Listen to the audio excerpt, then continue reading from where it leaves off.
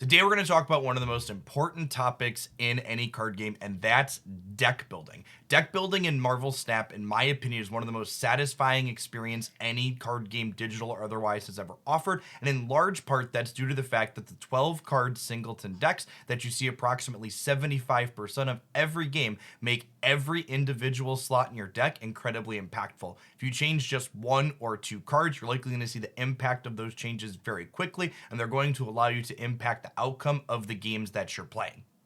The first thing we'll want to note when talking about Marvel Snap deck building is how the card pull system impacts this. Everyone who reaches collection level 474 has the exact same card pool, and this video is not aimed at those starting players. Don't worry, if you're not quite past 474 yet, I have some excellent videos that I'm going to link as resources down below, such as my decks that are all pool 1 only cards, and my suggestions for players that have finished pool 2 but don't quite have pool 3 cards yet worth playing. Find links to these in the video description down below, as well as a breakdown of what Marvel Snap card pools are if you're not quite sure what I mean by that.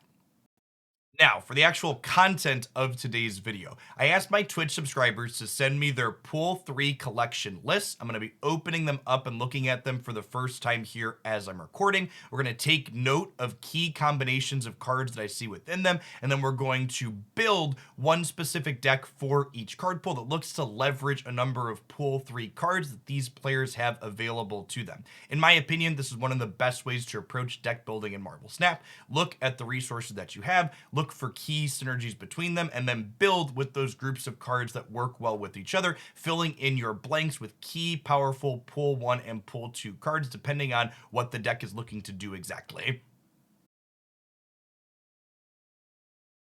To start with, we have a card pool here from Twitch sub Cheetos that has a few different directions we could go in here. One of the packages that immediately jumps out at me here is they have Lockjaw alongside Thor and Mysterio. They are notably missing a Yellow Jacket or a Wasp to have a perfect 0 enabler, but I think the core of these three could support that archetype reasonably well on their own, especially considering they've got Giganto here as an excellent piece of top end for that. The archetype that I think I'd like to build out of this pool, though, is that a number of my favorite cards from pool 3 here that slot into the disruptive mid-range style archetype are present. Captain Marvel gives you a lot of nice flexibility in which lanes you're playing to. Green Goblin and Mysterio both play really well with Angela, and then we have Hood here as well that slots into the kind of destroy sub package that the mid-range disruptive decks in Marvel Snap often want to play. Let's go ahead and dive on into the deck editor and put the details together and see what that would look like here for G2s. So to start us off, I've got our deck loaded up with the pool 3 cards from Chi-Chu's list that I'm looking to play in this deck: Hood, Mysterio, Green Goblin, and Captain Marvel. These three here kind of round out the destroy sub package that I alluded to a moment ago: Nova, Carnage, and Killmonger. Notably, when you slot this kind of package into these disruptive decks, you'll note that we're not playing something like Bucky, because Nova and Hood can both be destroyed by Killmonger as well as Carnage. Carnage also has good synergy in this list with Mysterio, but Carnage just has kind of good utility in general. It can eat troublesome units that pop out of locations or delete opposing Green Goblins or Hobgoblins that jump across the board onto our side. The rest of this shell tends to get rounded out with Angela as a means to put large amounts of stats into play, and then other interactive cards that allow our deck to go toe-to-toe with any powerful thing we may run up into, such as Enchantress or Shang-Chi. Because we have access to Captain Marvel here, I'm also a big fan of playing Storm in this archetype. Not only does it allow you to take problem locations off the table, but when you pair this with Jessica Jones, you can often lock down a single location with just this 1-2 punch. The last card I want to fit in here at the top end of the curve is something that puts a pile of stats into play. I'm inclined to select America Chavez because she'll add consistency to the rest of the deck, but I also think Hulk for just more stats could be reasonable as a 6-drop, or when you gain access to other pool 3 6-drops, things like Doctor Doom as well as Magneto or others can be excellent here in this final spot. Cheetos, you can find a link to this deck list in the video description down below. Thanks for sending in your pool. Taking a look at our first pool 3 set of cards here from player Happen, I always like to start by looking for single cards as well as groups of cards that can work well together, upgrade existing decks. So the Hood here is one that jumps out to me first and foremost. This card slots it excellently into all of the Destroy decks, especially the pool 2 Dino Destroy deck that is very potent and powerful. Looking past that into decks that could potentially play multiple pool 3 cards here from this collection, I see Captain Marvel and Doctor Doom that slot really well into the disruptive mid-range style deck that I'm a big fan of playing in Marvel Snap. In particular, Captain Marvel and Doctor Doom both work really well with Storm because she locks down a path, and then if you're unable to secure the win in that path when the Flooded Zone locks it out completely, both Captain Marvel and Doctor Doom give you a means of getting more power into that location later on, making you more likely to win the game. The big package winner here in this pool, though, and the deck that I'm going to go ahead and build this afternoon, I think is definitely what we see here. Ghost Rider and Hela are quite an excellent 1-2. This unlocks the Reanimator archetype that's very fun to play in Marvel Snap. We also notably have Hellcow here as an excellent means of discarding cards for Hela and Ghost Rider to bring back, as well as Death here as an additional pool 3 card that's a large lad that we can cheat into play. Let's go ahead and draft up here what Hela Ghost Rider would look like with Happen's card pool. All right, so let's get all their pool 3 cards in here. Through the magic of editing, I've spared you watching me put in all 6 of Happen's pool 3 cards that are useful in this archetype. We've got the Ghost Rider and the Hela that I pointed out as ways to bring our things we're discarding back into play. And then in addition to Death, both Doctor Doom as well as Captain Marvel are powerful things to be able to bring back after we've ditched them. Captain Marvel in particular is great because Hela reanimates things at random location, and Captain Marvel can jump to an ideal one once the game is finished. What we want to do after you've identified all the pool 3 cards in your collection that you want to play, let's fill in the missing components with the pool 1 and pool 2 cards that everyone is guaranteed to have access to. We'll need more than just Hellcow to put things in the bin, so Blade, Lady Sif, as well as Swordmaster gives us 4 ways to do that. And then we have Morbius here as well as a payoff for things that we are discarding, so that's a nice 2-drop. Our last 2 slots we'll want to fill in with generically large lads, so I think Hulk and Infinite are probably the 2 best ways to do that here.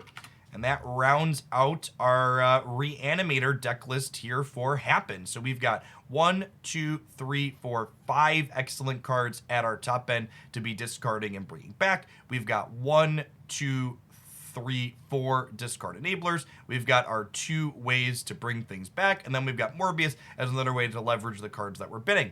Happen. I hope you enjoy this. This deck list will be linked in the video description down below. Let's move on to our next card pool. Up next, we have a submission here from Zeckles. Again, looking for key groups of cards that are things we can build here. We have Lockjaw plus Wasp plus Jane Foster, so we definitely have the core of that archetype. But another card that's one of my favorites in Marvel Snap that catches my eye here is we have Daredevil. In addition to Daredevil, we also have other key disruptive cards such as Black Widow, Juggernaut, as well as Magneto here as a potential top end finisher. So I'm going to go ahead and give that archetype a build here for Zeckles. Let's dive on into the deck editor and see what it looks like. In addition to the 4 pool 3 cards I called out on Zeckles' card sheet a moment ago, Black Widow, Daredevil, Juggernaut, and Magneto, I also caught that they had a copy of Rogue. While not quite as potent as Enchantress, she's more resource efficient and she can have upside in key spots. Tagging a Devil Dinosaur or an Iron Man, for example, with Rogue is often an incredible swing in a game that can win you a lot of cubes. To start with pool 1 and pool 2 cards, I want to add into Zeckles' deck list here, Storm is excellent to pair with Juggernaut. You can play Storm, and then you can play Juggernaut following her up to kick anything out that your opponent was going to play to that path. Jessica Jones serves a similar role while not vacating negating anything your opponent plays into Storm's path. She's just an incredible amount of stats for 4 resources, often letting you go Storm into Jones as a 1/2. Speaking of 1/2s, I've got 2 different 5 drops here that are excellent with the information that Daredevil provides on turn 5. So Professor X alongside Daredevil can easily allow you to win a path outright, and then Gamora does something similar while putting 12 points of stats into play. Now, looking at our last 3 slots here, there are 2 things that jump out to me. The first is that with Rogue and Juggernaut being 3s, I'd like at least one more 3 resource card to play, because occasionally playing 2 3 resource cards on the final turn is something that we're going to want to do. Killmonger probably being one of the most impactful 3 mana plays in the game, so that fits really nicely here. The other thing I note is that if you look at the energy costs of the cards that we're playing, we only have 2 cards that cost less than 3 resources. I think as a good rule of thumb, you want 4 things that cost 2 or less, because while skipping one of your first 2 turns isn't a big deal, usually you want to be taking a game action at some point in the first 2 turns. Other generically good 2 drops we can play here are Angela, who's obviously one of the best 2 drops in the game. Pretty easy to get her up to 5 or even 7 power in the right spots. And then another card that I really love from the first 2 card pools is just Lizard. While it does have a drawback in some spots, this is another card that works really well with Storm from preventing a lane from getting taken over. And you can also play Lizard out on the last turn alongside one of your powerful 3 drops to add stats to a location where you're pretty sure your opponent's not going to be filling things up. Zeckles, you can find a link to this deck list in the video description down below. Thanks for sending in your card pool. Up next, we have a card pool here from Nightshade Lemonade. Let's take a look at what we have going on. The first thing that jumps out to me is they have one of the most powerful cards in Marvel Snap right now, and that is Sarah. I think Sarah on her own enables you to play a very disruptive mid-range style deck. She's excellent with things like Shang-Chi, Killmonger, and Enchantress, allowing you to play 2 of those 3 on the final turn of the game. You'll want to load that up with things like Angela and Lizard as well. We even have a copy of Green Goblin here that can slot into that also. The deck I'd really like to build out of this pool, though, that I think is a ton of fun, that we have 3 of the key cards here for. We've got Lockjaw, one of the goodest boys in Marvel Snap. We don't have Wasp quite yet, but Yellow Jacket does a good Wasp impersonation for this archetype. And while we're missing Thor proper, we do have Jane Foster to give us some added consistency with that Yellow Jacket, making Lockjaw more potent. Let's go ahead and dive on into the deck editor and fill in the details of what Nightshade Lemonade's Lockjaw list would look like here. Now, the first thing we want to fill into a Lockjaw deck after we've got those core 3, pull 3 cards from Nightshade here is I like Sunspot as another cheap enabler with Lockjaw, as well as a card that can soak up our unused energy in the games where we don't draw our good boy, as well as Sentinel as a card that we can not only play on curve, but also gives us a card to play into the Lockjaw path if we draw Lockjaw after we play the Sentinel.